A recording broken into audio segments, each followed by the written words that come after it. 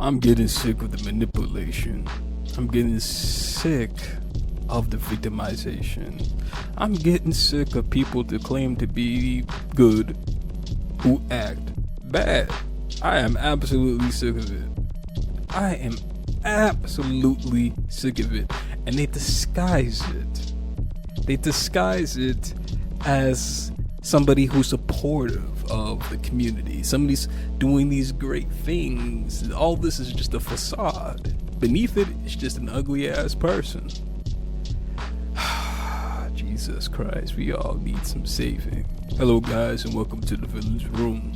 Today, I'm here to discuss Roda Osman. Hopefully I pronounced that correctly.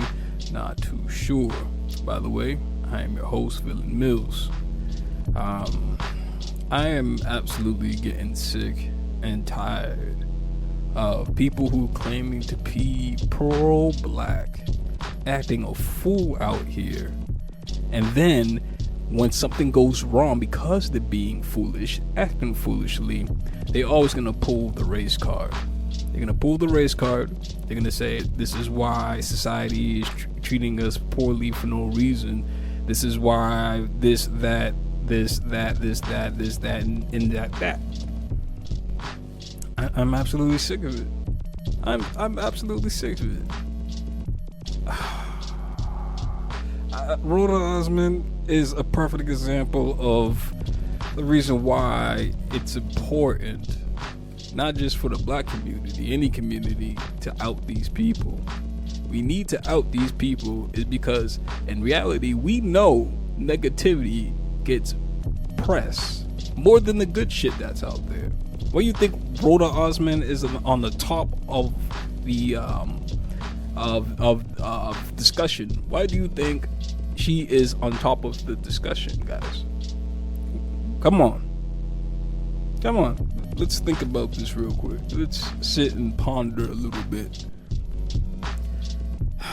Jesus Christ.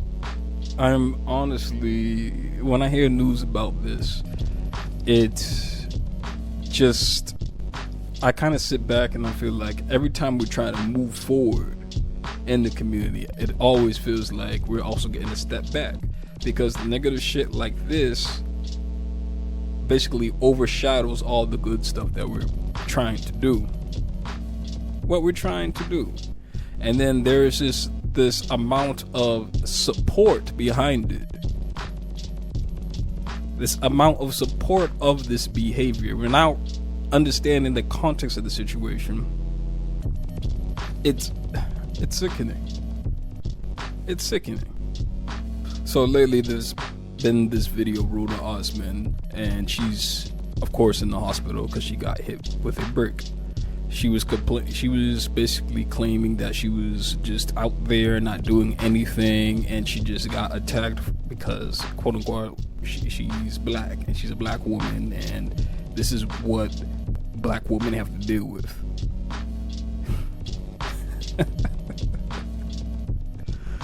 Lord have mercy. You see what she did there, right? Roda Osman was actually seen provoking men in general, creating these scams where she tries to profit out of a situation that she manipulated herself. And of course, this is what is bringing her to the forefront of discussion, is because of all the manipulation tactics, all the things, all the suspicious things that she's been doing on the side, like all that stuff. Now, while she's sitting in the hospital bed, she's playing victim, right? Of course, that's what she would go to, right? And when she's doing this victim tactic, she doesn't realize that all her shit that she done before she got hit with that goddamn brick has been documented with other cameras and so forth from other people around the situation. And then she goes on to say, when she's on the bed, that all these men around her did not help her. Now guys, there's a reason I mean, when she said that, I had to sit back a little bit because I'm like, if a whole bunch of men did not help her, what the hell did she do? She had to be the aggressor, right? She had to be the aggressor because if a whole bunch of men's around, you get hit with a brick and they don't help your ass, what the hell did you do? She basically told on herself without realizing she told on herself. Pathetic. There has been other videos surfacing of her slapping a white gentleman. I don't know why. And then she walks off for like 5 seconds and decides to twerk. Are you kidding me? You just decide to hit a white man unprovoked, walk away, and then start twerking? For what? What was the purpose of hitting somebody? What was the purpose? Why did you think that was okay? Because he's a man and you know he's not going to do anything about it? And guess what? You picked the wrong one and you got a brick to your damn face. Congratulations, you just played yourself Roda Osman. Good job for you. Great. Now we have to deal with the backlash of your actions because you claim to be LGBTQ, you claim to be the supportive of trans women and all this other shit. And the fact that we have somebody like you in our group or those groups, Jesus. Now we, in a strange way, right? Because everything is relative, right? People sometimes just don't blame the person. They always have to go and look deeper into what else that she supports. So to support their argument of whatever they want to support their argument of, whatever that conversation will be, and it's most likely going to be negative. They're always going to say, remember Roda Osman? Yeah, that's why I don't believe in BLM. Oh yeah, this is why I don't trust the LGBTQ community. Oh yeah, there are people like that. We all know there's people like that. They take one person and then they immediately associate it with a group, an organization, a community. That's how it's always been. That's how it always been. When we have bad apples in a organization or a community meant to do ultimately good, it is a problem. It's absolutely a problem. Absolutely. How many times have you guys, I'm going to talk to my men here a little bit. How many times have you guys suffered because you had one bad player on your team, either that's football, either that's basketball, and because he's your weakest link, certain things, like, not certain things, let me say certain things, but you guys know that you might have to struggle with another team because you have a weak link on your team, or the person who is going against the team has some type of skill issue, or let's talk about something intellectually. Debates. What happens if you're in a debate and you go against another person, another group of people, and you know that you have a weak link on your team who doesn't exactly have the correct arguments to go against certain things that the other team might try to throw back at y'all. Let's think about that. When you have a weak link, you will suffer to some degree, and it's your job to either call or make that person better, right? And what I mean by call is, I mean cut them out, right? If you are in the NBA and you don't perform as you should be performing at, then you will definitely get cut, right? Or attempted trade, right? We all know this. We all know this through life. What happens when you are the weakest link?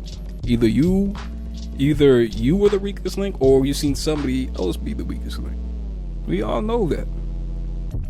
For example, college. When you apply to college, right? They ask you for your GPA. They ask you for extracurricular activities. They ask you for these things. And if you don't meet the cut, then you get cut. Simple as that. Simple as that. The reason why I'm going off on these examples is because we're not doing enough cutting. We have people like Roda Osman running around, playing victim, not taking accountability of her actions, and not only that, she's profiting from it. What are we doing? What are we doing? The funny thing about the whole situation is because people not necessarily thinking or trying to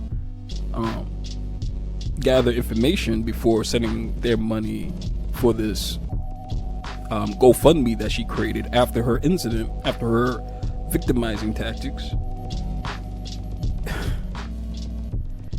You know what? It's when you do these, when people do these things, they don't realize they're enabling her to do more of these things. You guys are giving her the ability to keep on doing these little scams, these little tactics, so she could profit. Honestly, Roda Osman needs some help. She needs help, and we need to figure out how to help her. Honestly. I know some of y'all don't want to do that either.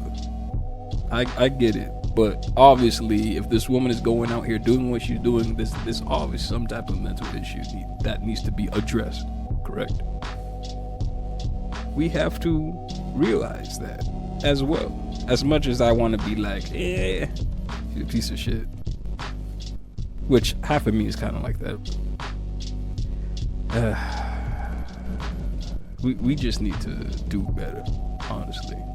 Alright. Now that, talk is talk, but I also want to provide some information. Now, there's this newsletter called the Palace Newsletter, and it goes on to discuss who Roda Osman is, and of course her experience and whatnot and so forth. So let's actually get into it real quick. Color defines Roda Osman. Black. Black is my favorite color because I consider myself black, and so much of my life experiences are wrapped up in my color. My spirit and my joy come from my blackness, and I feel like I have a great insight into my life because of my blackness. There are layers to my blackness too. I am aesthetically a black person. Then on top of racism, there's xenophobia I experience. The fact I am a refugee offends people as well. This country was not supposed to take me in, they think. Then I'm a woman. The only people I don't feel oppressed by are other black women. Interesting. But I choose black. I am so grateful to be black. Roda Osman is a 29-year-old doctoral student currently residing in Texas. Months back, she entered a dollar store and experienced what she describes as yet another day being a black person. A Somalian, a woman. Jesus Christ. You guys are starting to put this together, the puzzle pieces, right? Jesus. I have been living in Texas for over a year, and I've had the police called on me 3 times, Osman tells Pallet. The incident is currently posted on our Instagram page, strewn with both supportive and racist comments from users. Some commenters told Osman she should have known better than to move to Texas, possibly claiming Texas as a bigoted state. Additional comments advanced President Donald Trump's build the wall rhetoric, while others shared supportive messages toward Osman. The issue at hand in the dollar store, Osman was speaking in her native language during a phone call with her sister. I walked into the store and I was there 1 minute and in the aisle with an elderly white woman, Osman said.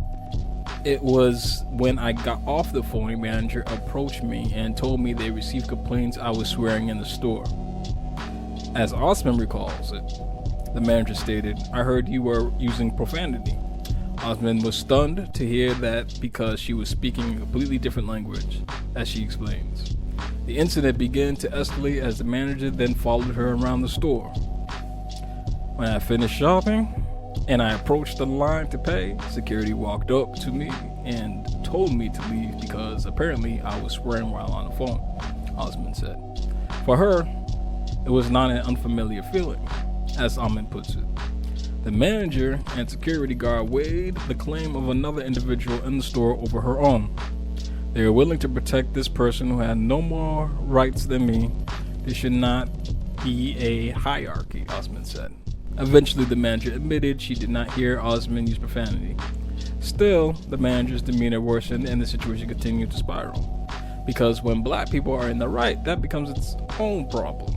The manager changed the narrative and made it about me giving an attitude, Osman said. Alright, I'm not going to read anymore. The reason why I'm not going to read anymore, because obviously you know where her mindset is.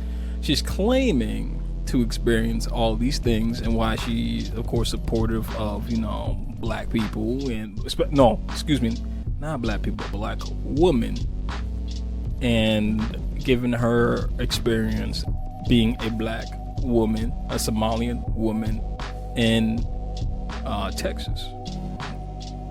Interesting. Now, I'm not saying Texas is this God almighty state, because it is not. It has its shit too. We know that some states are more racist than others, and I don't know how much to believe, but I can see how in this article I could see like what her personality type is and relating it to the recent video that came out about her. It's very sickening, because when I'm reading this, it's telling me who she is, and then the videos, and then the proof, the evidence is also supporting, of course, the manipulation that she's trying to do. It's hard for me to believe in the story that I'm reading. Maybe she did encounter some racism, or she did encounter some prejudice towards another person. I'm not 100% sure. And maybe she was cussing on the phone, although she claimed she wasn't cussing on the phone. She was speaking Somalian. Listen, looking at those videos, I know for a fact she liked to cuss.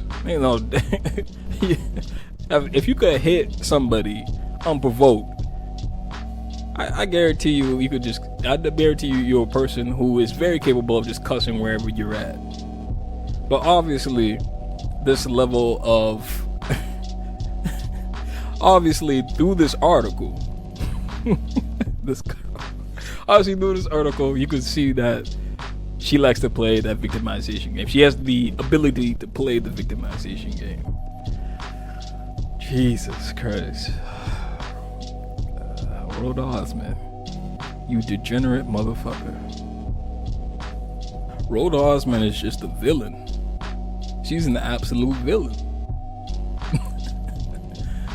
Oh man, she is literally using her support for black women and I guess the experience of being mistreated as being a black woman to her advantage. This is so disgusting. When real women out there, real black women, are experiencing what she's talking about all the time, and probably even more times than her, having these encounters where they're not being treated right. Now, have to hear about this woman and her bullshit. I can see why that could be triggering. I really could see how that could be triggering. Jesus. Oh man, we need to call these people out. We need to call them. We either gonna or help them. We gotta figure this out, because when we have people like that walking around using race as a shield to excuse bad behavior, it's dangerous. It's very, very dangerous. We need to stop supporting people's bad behavior. Period. We need to cut them out. We gotta make sure they don't profit at all. No benefits. No health insurance. I'm being too extreme because she is a single mother, so she needs all health insurance she needs to get anyway. But yeah, very disappointing. All right, guys. Well, I'm gonna end this episode right here on Roda Osman, this heifer. And if you guys enjoyed today's episode, please like, share, subscribe wherever you're at. All the little support I could get is greatly appreciated. Peace.